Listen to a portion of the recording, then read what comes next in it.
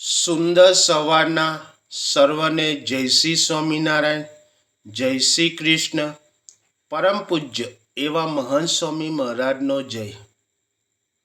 સવાર એટલે દિવસની શરૂઆત નથી, એ તો જીવનની નવી દિશા આપવા માટે સુવર્ણ અવસર છે.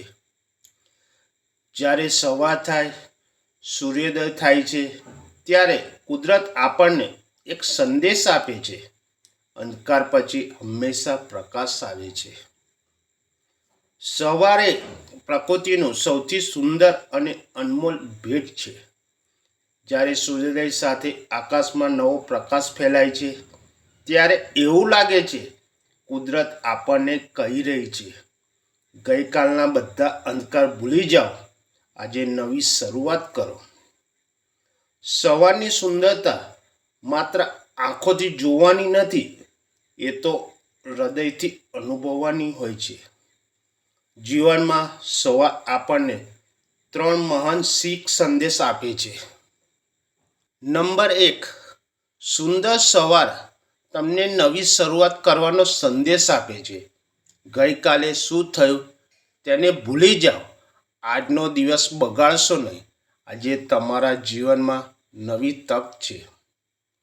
નંબર 2, રોજ સવારે પ્રયત્ન કરતા રહેવું જોઈએ. જેમ સૂર્ય દરરોજ ઉગે છે અને ક્યારેય થાકતો નથી, તેમ આપણે પણ રોજિંદા કાર્યોમાં સતત પ્રયત્ન કરતા રહેવું જોઈએ. જીવનમાં સાચો પરિશ્રમ કરનારને જ સાચી ખુશી મળે છે અને સફળતા મળે છે. અને નંબર 3, હંમેશા આભાર માનતા શીખો.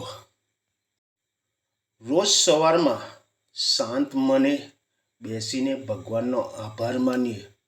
હું જીવિત છું, મને નવી તક મળી છે, તો આપણા દિલમાં આનંદ અને શાંતિ મળે છે. જે વ્યક્તિ સવારને સુંદર બનાવે છે, તે પોતાના દિવસને સુંદર બનાવે છે. સવારની પ્રાર્થના આત્માને નિર્મળ બનાવે છે. સવારની તંદુરસ્ત આદતો શરીરને ચેતનશીલ બનાવે છે. સુંદર સવાર એ ફક્ત સૂર્યોદયથી નથી બનતી, પરંતુ સારા વિચારો અને સારા સંકલ્પોથી બને છે. જીવનમાં જેમ ફૂલ સવારમાં ખીલે છે, તેમ આપણું મન પણ દરરોજ નવી રીતે ખીલે અને ખુશીથી સુગંધ ફેલાવે છે. ખુશી કોઈ દૂરનું મુકામ નથી, ખુશી આપણા વિચારોમાં છે. રોજ સવારની શરૂઆત આભાર સાથે કરીએ તો આખો દિવસ દિવ્ય બની જાય છે. જેમ પવન તાજગી લાવે છે, તેમ આપણા શબ્દો પણ દરરોજ નવી રીતે ખીલે અને સુગંધ ફેલાવે છે.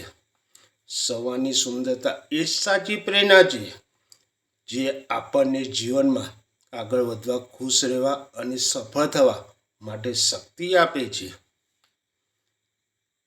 ફરીથી આપ સર્વને જય શ્રી સ્વામિનારાયણ.